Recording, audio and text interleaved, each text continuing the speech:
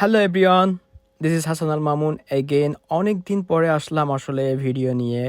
আর নেপালের ভিডিওগুলো আমার শেষ করা হয়নি। আজকের এই ভিডিওতে আমি শেয়ার করব নেপালের পোখারাতে মাহেন্দ্র কেভের একটা এক্সপেরিয়েন্স।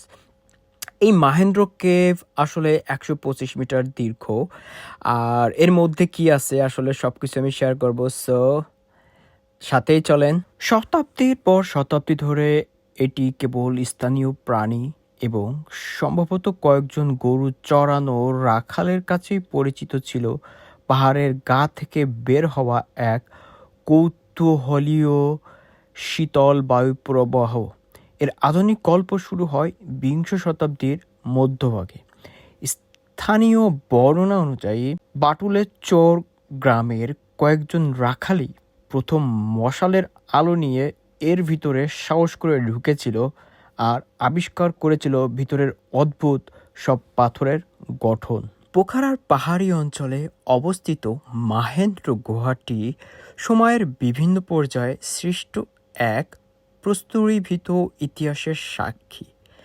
এই গুহার প্রধান গঠন প্রক্রিয়া শুরু হয়েছিল লক্ষ কোটি বছর আগের প্রাগৈতিহাসিক যুগে, যখন ধীরে ধীরে পানি চুনাপাথরকে দ্রবীভূত করে তৈরি করে এই নিম্নমান স্ট্যালাকটাইট ও স্ট্যালাগমাইটের রাজ্য।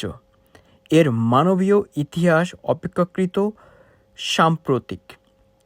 1950-এর দশকের মাঝামাঝি স্থানীয় রাখালরা এটি পুনরাবিষ্কার করে। গুহাটি আনুষ্ঠানিকভাবে নামকরণ ও জনসাধারণের জন্য উন্মুক্ত করা হয় 1960-এর দশকে। গুহাটির পরবর্তীতে নামকরণ করা হয় নেপালের 1955 থেকে 1972 সাল পর্যন্ত রাজত্বকারী শাসক রাজা মহেন্দ্র বীর বিক্রম শাহ দেবের সম্মানে। জাতির গঠনের এক যুগ ছিল রাজা মহেন্দ্রের শাসনকাল, যেখানে অবকাঠামোর উন্নয়ন এবং নেপালের প্রাকৃতিক ও সাংস্কৃতিক ঐতিহ্যকে প্রাধান্য দেওয়া হয়েছিল। এই ভূতাত্ত্বিক বিষয়টিকে রাজার নামে নামকরণ একটি যথোপযুক্ত শ্রদ্ধাঞ্জলি ছিল, যা একে জাতীয় গুরুত্বের একটি স্থান এবং ভবিষ্যতের অভিযাত্রী ও তীর্থযাত্রীদের গন্তব্য হিসেবে প্রতিষ্ঠিত করেছিল। 1950-এর দশক ও তার পরবর্তী সময়ে নেপাল পর্যটনের দরজা খুলে দেওয়ার পর গুহাটি একটি গুরুত্বপূর্ণ সাংস্কৃতিক স্থানে পরিণত হয়। একটি জীবন্ত বাস্তুতন্ত্র যেখানে বাদুড়ের বাস এবং একটি পবিত্র স্থান হিসেবে যেখানে হিন্দু ভক্তদের জন্য প্রাকৃতিক শিবলিঙ্গ বিরাজমান।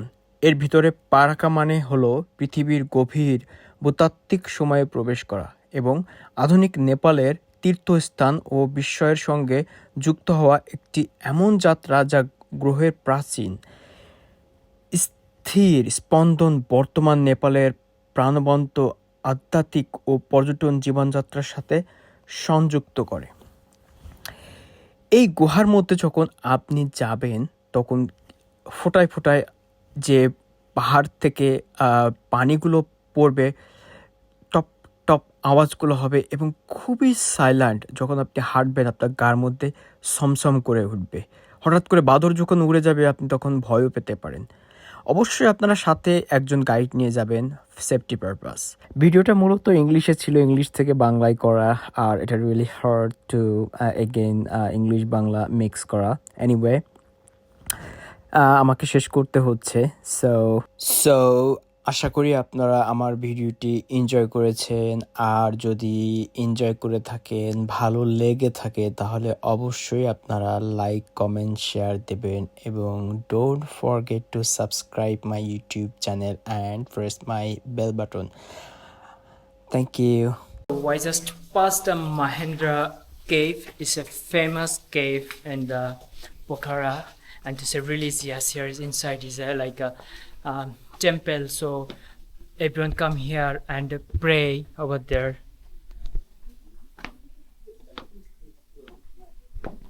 So it was my Mahendra cave video.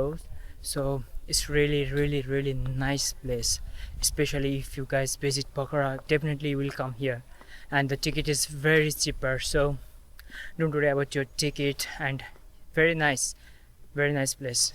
Thank you very much again. See you in new videos. Bye bye. Have a lovely day.